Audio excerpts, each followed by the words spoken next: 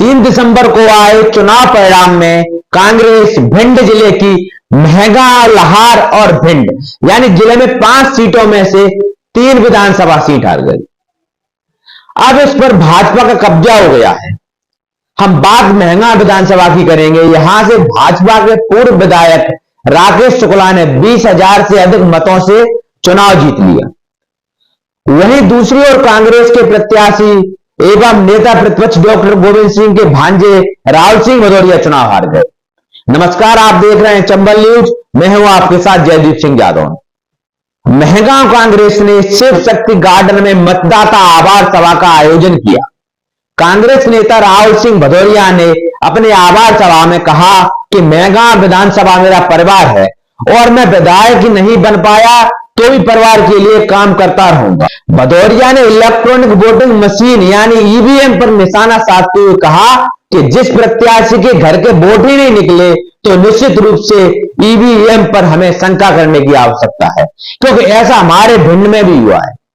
सभा को संबोधित करते हुए उन्होंने कार्यकर्ताओं से कहा कि आप लोगों को किसी से डरने की आवश्यकता नहीं है, मैं हमेशा आपके साथ हूं। साथ ही कांग्रेस नेता राहुल सिंह भदौरिया ने पुलिस पर निशाना साधते हुए ईंट से ईंट बजाने की चेतावनी दे दी।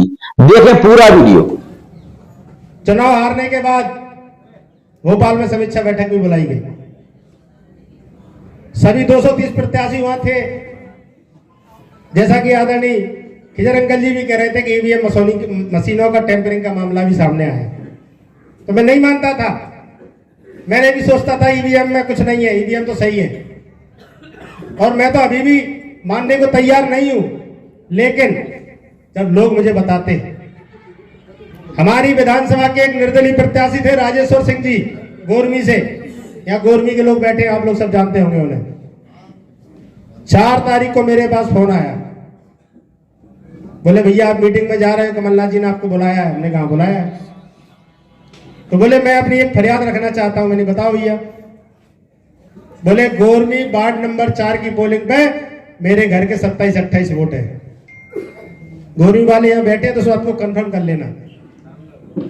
और बोले मैं ग्वालियर से 2 गाड़ी में भर के 14 लोग हम लोग यहाँ आए वोट डालने। मैं था, मेरी बहू थी, पिताजी थे, माताजी थी, चाचा चाची, ऐसे घर वाले मिला के सब 14 लोग बोले वोट डालने आए। और 4 नंबर पोलिंग पे गए और हमने वोट डाले। चूंकि माताजी और चाची की उम्र ज्यादा है, तो मैंने जो और पार्टी के एजेंट बैठे थे, तो मैंने उनसे कहा भाई ये 14 परिवार के लोग खड़े हैं, तो इनके वोट क्या मैं डाल लूं? मतलब मैं बटन में दबा दूं, ये लोग पर्ची लगाए। तो सब लोग तैयार हो गए, बोले हाँ डाल लो। तो बोले 14 वोट मैंने उस पोलिंग पर डाले, गोरमी की वार्ड नंबर 4 की पोलिंग पे। निर्दलीय प्रत्याशी राजेश्वर सिंह का कहना है कि 14 बार बटन मैंने अपने हाथ से दबाया, और जब पोलिंग खुली तो वोट निकले केवल 6। बताइए 8 वोट कहां गए? ये राजेश्वर सिंह से आप बात कर लेना, जो मैं नहीं कह रहा हूं। चूंकि अब अपने को तो बहुत वोट मिला, तो अपन अनुमान लगा ही नहीं सकते कहां कितने कम हो गए। ऐसे ही एक और आम आदमी पार्टी के प्रत्याशी राहुल कुशवाहा भिंड में, उन्होंने तो कलेक्टर से लिखित में शिकायत की है कि आप मेरे खिलाफ जो भी कार्रवाई करनी हो कर दीजिए। बोले मैं मोतीपुरा पोलिंग पे गया, मेरे लोग थे, उन्होंने कहा आप आए तो हम आपका सम्मान रखेंगे, ये 23 पर्चियां वोट आप अपने हाथ से डाल लो। तो बोले वो 23 पर्चियां लेके जब हम वोट डालने अंदर गए तो 11 वोट बोले मैंने अपने हाथ से बटन दबाए। तब तक बोले सेक्टर मजिस्ट्रेट आ गया तो मैं बाहर निकल आया। तो 11 वोट तो उन्होंने अपने हाथ से डाल लिए। उसके बाद बोले मेरा एजेंट था, 2, 3, 4, 5 वोट तो मुझे गांव और मिल ही गए होंगे, तो मेरे हिसाब से बोले 17, 18, 20 वोट होने चाहिए। 11 वोट उंगली से दबाए, और जब रिजल्ट खुला तो उस मोतीपुरा पोलिंग पे केवल वोट निकले 8।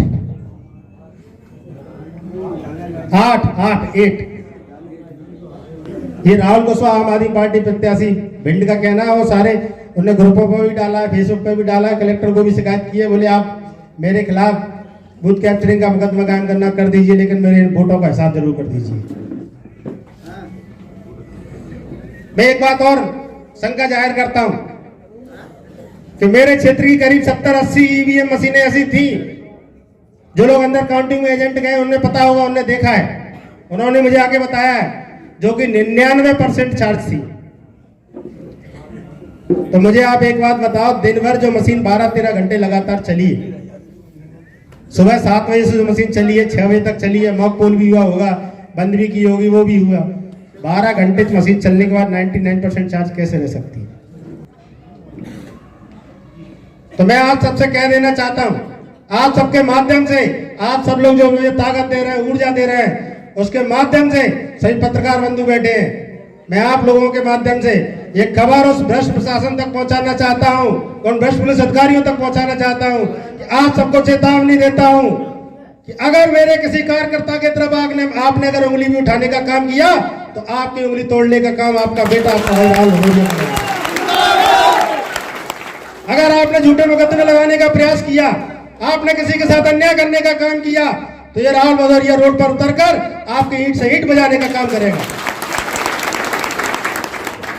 कल एक कार्यकर्ता के साथ टीआई ने धमकाने का काम भी किया, तो उस टीआई को मैंने किस भाषा में बात की और क्या जवाब दिया, वो टीआई और उसके थाने के लोग बता देंगे।